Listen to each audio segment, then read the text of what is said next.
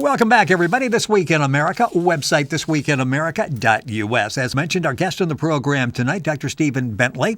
He's the author of the new book, A License to Heal, Random Memories of an ER Doctor. The book describes the real world of emergency medicine from the viewpoint of a practicing emergency physician. It includes emergency room stories from Dr. Bentley's career of over 33 years as an emergency room physician in North Carolina. Once again, the book, A License to Heal, Random Memories of an ER Doctor. Dr. Stephen Bentley, our guest on the program. Doctor, welcome to the program. It's great to have you with us.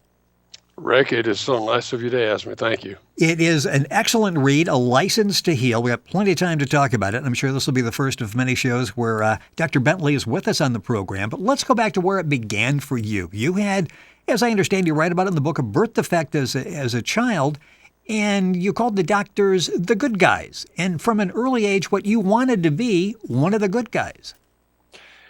Rick, it is an interesting genetic defect called Cartaginer syndrome with a K, Cartaginer syndrome. The triad of all my internal organs are reversed. You have chronic lung disease and you have chronic sinusitis. And the three together make Cartaginer syndrome. A guy named Cartaginer recognized this years ago, put his name on it. It's now, like everything else, it's changed names. It's called the Hemotocilia syndrome. Okay. Whatever, it's still the same. Yes. You have lung disease that's basically like smoker's lungs, but you never smoked, and so that's the reversal, organ reversal is just an interesting side effect and side part. And that took you to the doctor quite a bit. You had close relationships with doctors at an early age. What was it about them where you named them the good guys, where you really admired what they did? Well, I got to watch doctors in action a lot. And my brother and I were hospitalized many, many times as kids.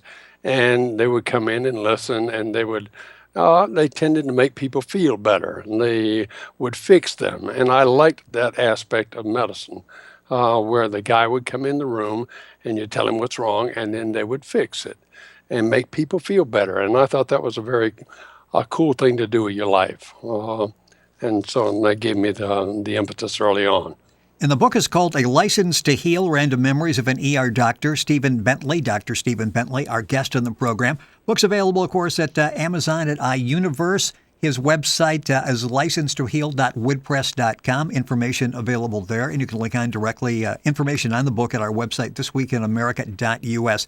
A lot of the early days there, the medical school, we'll talk about that in the future program. I would like to talk about, and you start with the book in Chapter 1, talking about towards the end of the career, there's a gunshot wound coming in. A guy has been shot by the police. In fact, you mentioned you heard the sound of the ambulance siren in the background, and that always brought uneasy suspense. And I've often wondered about that. That's sort of the sound of your day, of emergency vehicles pulling into the emergency room. And it sounds like you really never get quite adjusted to that, do you? No, actually, Rick, you don't. For 30, 35 years, I have become attuned to hearing the sound of an ambulance in the background. And when I was a practicing doc, there's a problem. There's a problem somewhere, and you never really know, is it going to be is it going to be just a regular somebody looking for something, and nothing. And so you have to gear up until it gets there, and you find out sometimes it's bad. And this last time, yes, it was bad. They called in. The guy had been gunshot and shot in the left chest and was basically dying. And then they delivered that to your doorstep, and all right, go. Well, it's kind of the way it goes. Well, yeah, and you lost the patient. He was shot by the police, and you've done this for a number of years, yet this really bothered you, and you start questioning. In fact, at one point, I think you were asking yourself, am I really even cut out to be an ER doctor? What was it about this particular case that brought all of these emotions back? Well, all the cases, any case that's bad, that has a bad outcome, always makes me, as an individual, revisit and rethink and try to think through what did you do wrong, what could you have done differently. And this particular case was bad in that the patient presented alive. He was, albeit he was gunshot, and he was bleeding very badly, and the bullet was just above the heart. But I worked on him very hard and tried to say, and then you lose him. and in the last we lost him. And then I got into a bad funk about that particular case. And maybe it was just all the blood. There was a lot of blood in this particular case, and we worked very hard. I worked very hard on this man, and then to lose makes you start thinking, well, maybe just the wrong, and then to question so bad. I think that is accumulation of the years, so many deaths, so much blood, and maybe I should have done something else. Dr. Stephen Bentley, our guest in the program. The book is called A License to Heal, Random Memories of an ER Doctor. Book available at Amazon iUniverse. Go to our website, thisweekinamerica.us, and link on directly to get information on that. What I found fascinating, in fact, I found everything, all of the stories, and one of the things that really separates what you do is a medical doctor walks around and he knows he's going to see a certain patient at a certain time. What's it like in an ER setting? Because you never quite know what you're going to see, when you're going to see that person. Great question. Actually, that is the big difference in emergency medicine versus a lot of the other specialty medicines in general medicine, family practice, pediatrics, OBGYN. There is no schedule in the ER. Patients are not kind enough to tell you, I'm coming in at 10 o'clock. Yes. That doesn't happen. So whatever comes in, walks in or rides in by ambulance, and you have to deal with it, whatever it is. Sometimes it's easy, a lot of times it's not. And then you have to be prepared for all of those things, the whole spectrum. And that's what makes a ER a little different from everyday practice. What was it that drew you to ER? That's an interesting question. Thank you for asking. Yes, and that is what, way back when I was just a kid, it was very exciting, very stimulating, very fun. There's a tremendous amount of pathology that you get to see, a variety of pathology that comes in the ER. And I liked the stimulation, the excitement, the blood and gore, the variety, the enormous variety. It wasn't the same thing, OB, pediatric. It was a lot of different things all the time, always something different. I enjoyed that early in my career. After 10, 20, 30 years, it gets a little old. Stephen Bentley, our guest on the program. Dr. Bentley is author of the book A License to Heal, Random Memories of an ER Doctor, available at Amazon iUniverse. Also, you can go directly to our website, thisweekinamerica.us, and link on directly to that information. You talk in the book about the evolution of emergency room management, sort of what the 1980s, sort of the cutoff point, and I was not aware of that. Talk about how the business changed. Yeah, that's something that quite frankly, I don't think very many people are aware of at all. Until George Clooney came out with his great little sitcom in the 90s about ER, people did not know. In the early days, and this is before 1980, 85, back then, anybody, any doctor, as long as you had an MD, you could be a dermatologist, you could be an endocrinologist, you could be anything and be in the ER. Now, if you came in with your heart attack and you just happened to pick the wrong night and there was an on-call guy with dermatology, well, he hadn't seen any hearts. He hadn't done anything with a heart in 20 years. But that was luck of the draw. That changed about 85, in the early 80s, and it became a specialty because of a need by a lot of people that realized that emergency medicine needed to be a specialty. People needed to know how to handle trauma, acute trauma. They needed to know how to handle acute heart attacks. They need to know a little bit of pediatrics, a little OBGYN, and not just see whoever happened to be there. You know, it's interesting. There's so many aspects of the book, A License to Heal. Once you pick it up, it's going to be difficult to put it down. Random Memories of an ER Doctor by our guest on This Week in America, Dr. Stephen Bentley. Information available at our website, thisweekinamerica.us. You can log directly to the Amazon link to get information on the book. So many changes that you saw over the course of the 30-some years in the emergency room. One you talk about quite honestly, and that's what medical malpractice has become. Talk about that. Talk about it in the early days when you were sued and you really, 3 years, you said you were depressed. You thought you were inferior as a doctor. Talk about that process, and I guess what it's sort of common now. If somebody dies in the ER, you expect a malpractice suit to follow. Yeah, and that is a subject that is near and dear to me for obvious reasons. A lot of physicians, ER is high on the list of physicians that are sued. Neurosurgery, OB, they're all very high on the list of doctors that are sued. And what happens when you get a suit is this happens to everybody, not just me, but your first suit comes down and then you start to question, oh my God, maybe I really did do something wrong. Maybe I really am incompetent. Maybe I'm a terrible person. Maybe I really did kill this person. And that's what happened to me the first time I was sued. The family just asserted that I killed their mother. And I was going, oh my God, I didn't mean to. I didn't know what I was doing. And so you spend easy 3 years trying to organize all your stuff. And then I had all these papers and all this literature that defended my position. And I was told by my attorney that, oh, that just confuses the jury. You can't use that. And I was just amazed.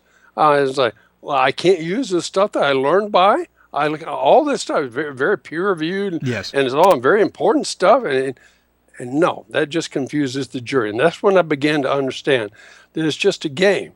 The defense will present their key witnesses, and the prosecution will present their key witnesses, and whoever puts on the best show wins. And I thought it was about truth and justice. No, that's so naive. It's not about truth. It's not about justice. It's about who puts on the best show. Yeah, and you were saying that in the book, A License to Heal, you thought you would be tried by a jury of your peers, and these are people that had no knowledge whatsoever and obviously easily swayed by, it all comes down to presentation. Again, another good question. Thank you, sir. Yes. I was very naive. And so the Constitution guarantees that you'll be a trial by 12 of your peers. And so, you think you're getting a trial by 12 of your peers. At least the lawyers, at least the judge, somebody knows what the heck is going on. Yeah. No, these people, none of them have any kind of medical knowledge. And it's not the jury's fault. They just don't know. So they can be swayed, easily swayed by the prosecution's witnesses who do know medicine and know how to talk over their heads. And then you have the defense. They present their bunch of witnesses that talk over their heads. And the jury just says, oh, hell, I don't know. And then, they just look at it sounds pretty good to me. And then they vote. And your innocence or guilt hangs in the balance because they don't know medicine, but it's not their fault. They just don't know any medicine. And when They you don't know try what to, yeah, and for what you're saying, you try to present your case, and the lawyer's saying that's way too complicated. These are just average people off the street, and you're going to lose them, and there's no sense presenting it. That's exactly what I learned. The first cert is that all the things that I learned medicine by, all the textbooks, all the literature is confusing to the layperson. So you can't present that as your defense. That's what my lawyer told me. So that's really. And I was surprised. I was shocked. This is what I learned how to be a doctor by.